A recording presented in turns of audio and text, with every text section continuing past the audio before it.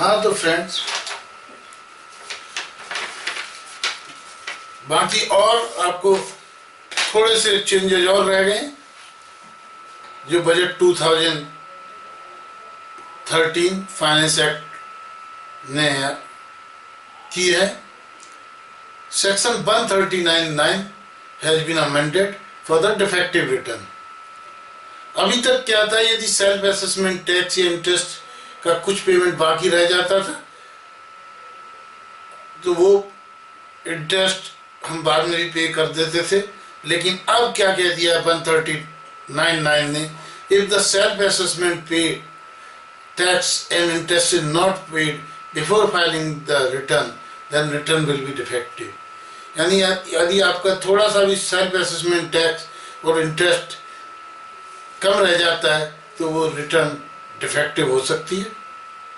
तो ये चेंज किया है 139(9) के अंदर।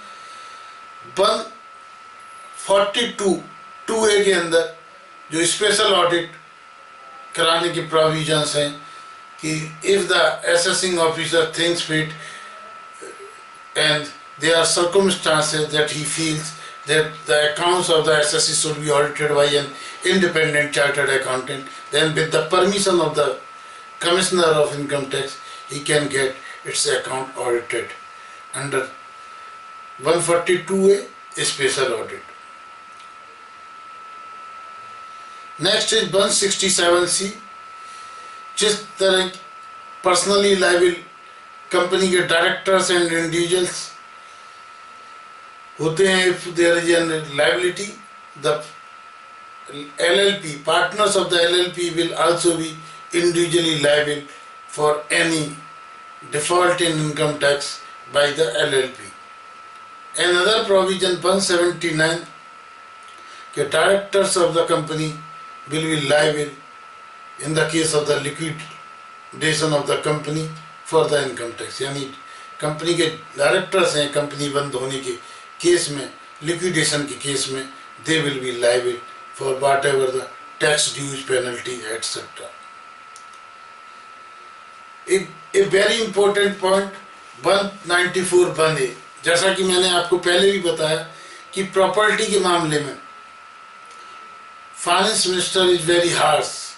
सेक्शन 50(c) लाए, 43(ca) आ गया, इसी तरह के पहले, फिर उससे पहले 50(c) आया, 58, 56(f) आया। तो ये सारे प्रोविजंस के साथ साथ एक सेक्शन 194(1)(a) इंसर्ट किया है कि यदि जिसमें कि buyers of an immovable property has to deduct tax from the amount paid to the seller of the property if the property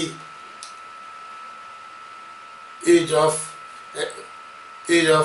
₹50 lakhs और मोर, 50 लाख से ऊपर की यदि प्रॉपर्टी है तो 1% TDS काट के जमा कराना होगा विदाउट टैग नंबर लिए हुए बायर ऑफ द प्रॉपर्टी को। ये एक प्रोविजन आया। हालांकि ये प्रोविजन एग्रीकल्चर लैंड, चाहे वो शहरी एग्रीकल्चर लैंड हो या रूरल एग्रीकल्चर लैंड हो, एग्रीकल्चर लैंड पर एप्लीकेबल नहीं है। Now coming to the provisions of the 115(a) to 115(qa), QBC। तो सबसे पहला जो प्रोविजंस में बताने जा रहा हूँ कि जो ड्रास्टिक चेंज किया है रेट के अंदर 115(a) के अंदर। 115(a) क्या है कि यदि कोई रॉयल्टी या फॉरेन टेक्निकल सर्विसेज पे करती है इंडियन कंपनी किसी फॉरेन कंपनी को, तो उसको 10% टैक्स काटना पड़ता है। वो 10% से बढ़ा के TDS कर दिया सीधा 25%। हालांकि हमारी 84 कंट्री से डबल टैक्स अवॉइडेंस एग्रीमेंट है, उनके यहाँ डबल टैक्स अवॉइडेंस एग्रीमेंट के अंदर जनरली 10 to 15% उन कंट्रीज में TDS की रेट है। तो डबल टैक्स अवॉइडेंस एग्रीमेंट के अंदर जो दोनों कंट्री के अंदर जो कम से कम रेट हो वो एप्लीकेबल होता है। तो हमारे यहाँ यदि 25% है तो दूसरे कंट्री में यदि 10 या 15% है तो हमें दोनों में से जो भी कम है उसके बेसिस पे TDS काटना होगा। तो इस तरह बेसिकली ये 10 to 25 किया है, लेकिन effectively for the 84 countries it is 10 और 15%। Now coming to 115 BBD। BBD में क्या चेंज किया है? यदि कोई इंडियन कंपनी है, उसकी कोई फॉरेन सब्सिडरी है जिसके अंदर इंडियन कंपनी की 26% से ज़्यादा होल्डिंग है, और उस कंपनी से यदि कोई डिविडेंड मिलता है तो फ्लैट रेट से 15% डिविडेंड देना पड़ेगा 115 BBD में। लेकिन वो जो कंपनी है इस डिविडेंड को जिस पर 15% टैक्स दिया है उसको फर्दर डिस्ट्रीब्यूट करती है, तो 115O के में ये प्रोविजन किया गया है कि उतनी अमाउंट जितनी अमाउंट पे वो 15% टैक्स दिया है उस पर डिविडेंड डिस्ट्रीब्यूशन टैक्स नहीं लगेगा। बाकी 115 PEQ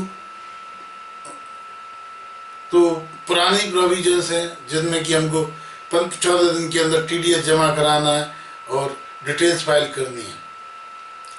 नेक्स्ट इज 115R।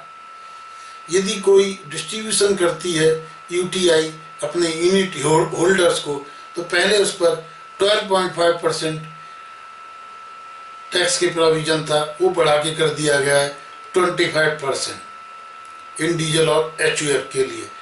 जो पहले 12.5% था, तो ये चेंज किया गया, ये अमेंडमेंट किया गया। नेक्स्ट 115QA के अंदर अमेंडमेंट किया गया है। 115QA के अंदर क्या अमेंडमेंट किया गया कि 115QA के अंदर यदि कोई कंपनी, अनलिस्टेड कंपनी, अपने शेयर्स को बाईबैक करती है, तो बाईबैक करते समय जो भी अमाउंट आएगा बाईबैक के लिए, जो भी वो डिस्ट्रीब्यूट करेगी amount, less cost price of the shares less करके जितना डिफरेंस होगा उसको क्या किया जाएगा,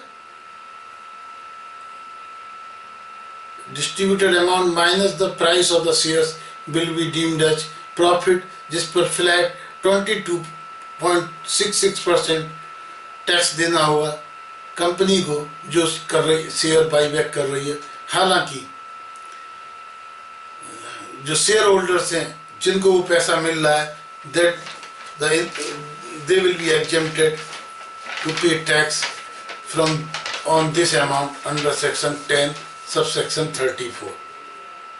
बाकी 115QA के बाद में 115QB QC सेम है, जिस तरह P और 115P और 115Q थे, जिसमें कि हमें 14 दिन के अंदर टैक्स जमा करना होता था और डिटेल फाइल करनी होती थी।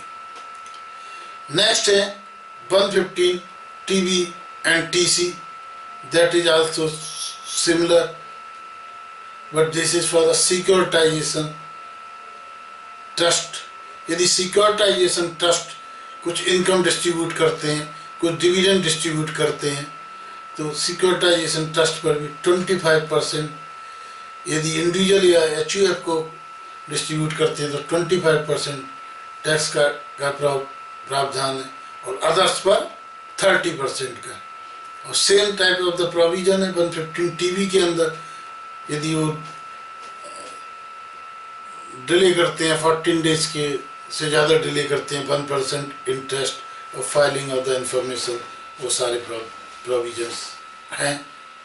तो ये बेसिकली मोटे मोटे आपको मैंने अमेंडमेंट बताए जो काफ़ी इम्पोर्टेंट है आपके लिए कि सिलेबस के लिए। Thank you very much.